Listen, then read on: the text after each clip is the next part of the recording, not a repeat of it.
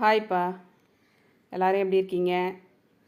Okay, வாங்க சமையலுக்கு போயிடலாம். பட்டை அவரை எப்படி சமைக்கிறதுன்னு பார்த்துடலாமா?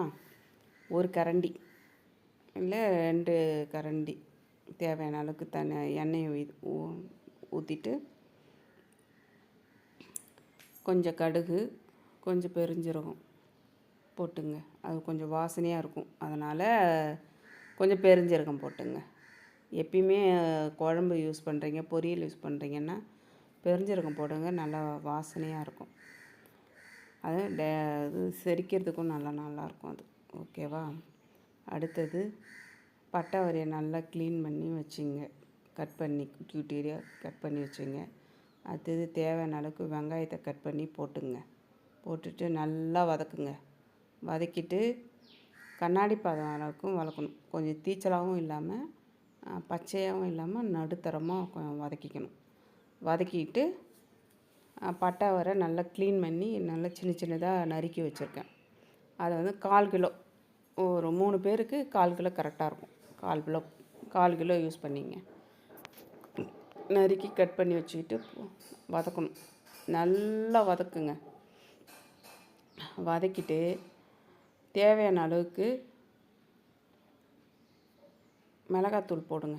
மிளகாத்தூள் வந்து நான் வீட்டில் அரைச்சி வச்சுப்பேன் எப்பயுமே. அந்த மிளகாத்தூளை தான் யூஸ் பண்ணுவேன், கடையிலலாம் வாங்க மாட்டேன்.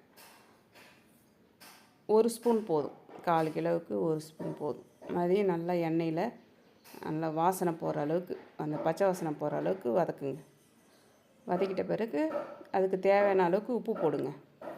உப்பு போட்டுட்டு லைட்டாக ஒரு 1/2 டம்ளர் தான் தண்ணி ஊற்றிருக்கேன். தண்ணி ஊற்றிட்டு எங்கள் வீட்டில் வந்து நான் புதினா, கொத்தமல்லி எல்லாம் ஃப்ரெஷ்ஷாக வீட்டில் வளர்த்து வச்சுருக்கேன். அதுலேருந்து அப்பப்போ சமையலுக்கு தேவையானது அப்பப்போ பறிச்சுப்பேன் அதில். இப்போ இதில் ஒரு 2 கொத்து. இப்போ கருவேப்பிலையும் இருக்குது, எங்கள் வீட்டில் மரம் இருக்குது. அந்த மரத்தில் ஒரு 2 கொத்து கருவேப்பிலை பறிச்சிங்க. அதில் நல்லா பூச்சி எதனா இருக்கான்னு பார்த்துட்டு பறிச்சுட்டு நல்லா க்ளீன் பண்ணிவிட்டு அதுக்கப்புறம் போடுங்க. போட்டோடனே நல்லா அந்த தண்ணி சுண்டுற அளவுக்கு நல்லா வதக்குங்க. வதக்கிட்டு அந்த கருவேப்பிலை வந்து ஏன் எண்ணெயில் போடல அப்படின்னு கேட்பீங்க. எண்ணெயில் போட்டால் படபடன்னு வெடிக்கும்.